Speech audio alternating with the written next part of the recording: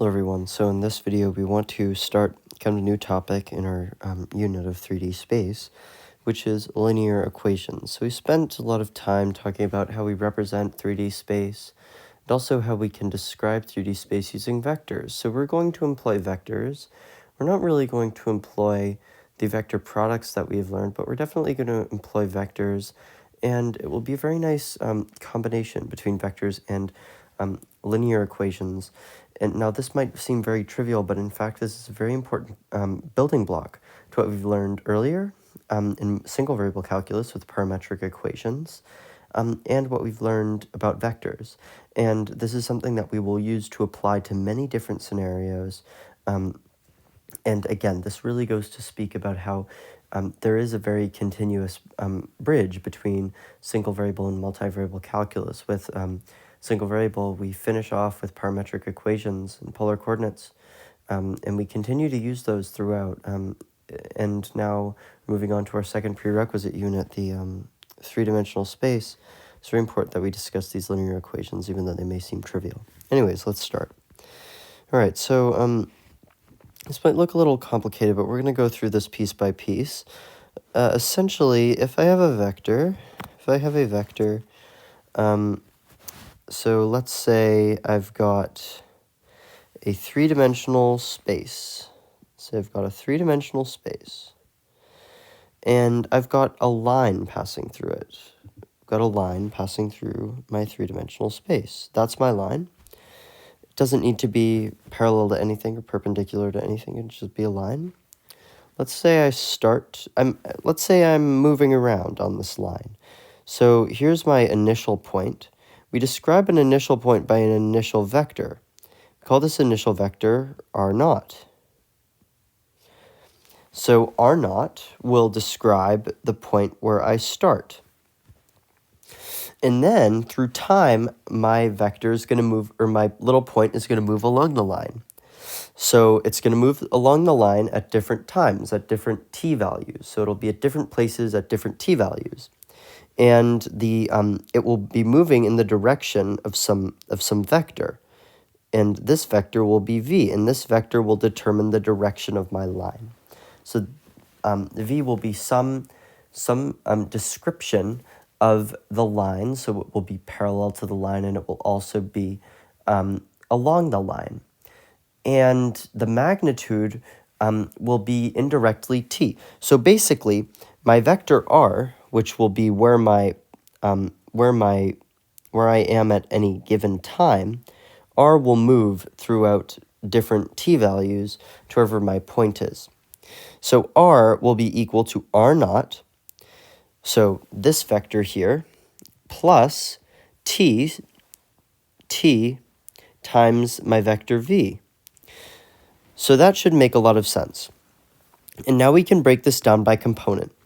So r is going to be equal to x, y, z. It's going to be equal to the point where we start. So x, y, z will be equal to our initial point, x0, y0, z0, plus t times some vector that describes our line, a, b, c. And we can multiply all of the t's through by using our scalar multiplication property, such that we get a, t, b, t, c, t.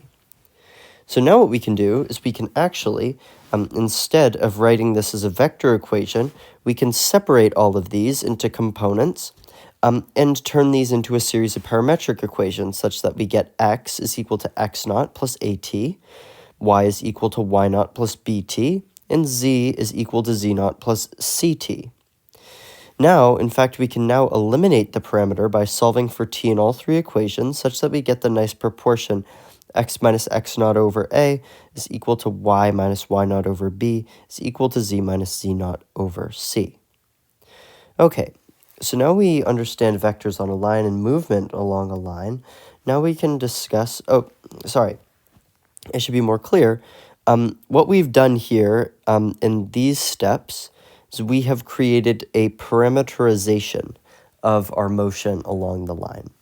Okay? All right. So that's something that's very important. It's something that we will be doing continuously throughout the course. Let's try an example.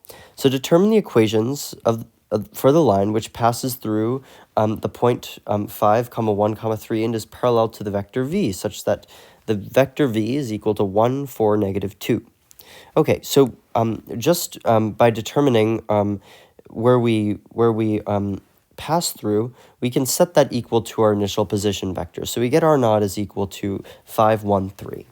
Okay, so r naught is equal to 5, 1, 3. So now we can solve the equation that we had earlier, such that r is equal to 5, 1, 3 plus t times 1, 4, 2. Now we can use our vector properties, because this is scalar multiplication and addition of vectors. So we get 5 plus t, 1 plus 4t, and 3 minus 2t. Now we can transform this into a series of parametric equations such that we get x is equal to 5 plus t, y is equal to 1 plus 4t, and z is equal to 3 minus 2t. Okay, so we've generated a parameterization for our line that passes through 513 and is parallel to v. At any given t, we pass through there. Okay, let's do another example. But first, let's discuss line segments. So let's say we're not traveling along the continuum of a line, but maybe just a little bit of a line. Then we can say that r of t, or we've added t dependence. You can write r or r of t however you like. R of t is equal to 1 minus t times r naught plus t times r1, r sub 1. So r sub 1 would be our ending vector. Okay, now t will be here in between 0 and 1. Now let's try an example. I would like us to show that the following lines do not intersect and are not parallel, such that the first line, L1, is equal to the following parametric equations. X is equal to 1 plus t, y is equal to negative 2 plus 3t, and z is equal to 4 minus t. The second line is defined by x equals 2s, y equals 3 plus s, and z equals negative 3 plus 4s. Notice that we don't always need to use the same parameter for each line. Okay, now first of all, what we should see is the direction, so anything with t dependence or s dependence, which would be a part of our v times t term. We take the v components as scalars, so we take a, b, c, and so for L1, we see that this will be 1, 3, negative 1. Then for L2, this will be 2, 1, 4. Now, these vectors are not proportional to one another, so the components cannot be parallel. The vectors cannot be parallel. So thus, our lines are not parallel. Excuse me. Now, to make sure that these do not intersect, we need to solve a system of equations by setting all of the parameters equal to one another, make sure that they don't intersect at a certain time.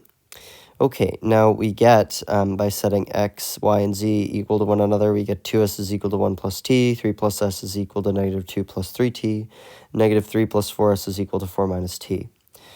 We can solve the first two equations very easily, and from this we get that t and s, the ordered pair would be 11/5 and 8/5. Well, we can plug this into the third equation, and for these values of t and s, our equation is not satisfied. So thus, these cannot intersect. So we've determined that they are not able to be intersected, and they're not able to be parallel. So thus, we have found a set of skew lines. We call them skew lines because they are not on the same plane. All right, in the next video, we will look at planes, and then after that, again, we will look at the quartic surfaces, and then we'll be moving on to vector functions. Thanks for watching, and we'll see you in the next video. Bye.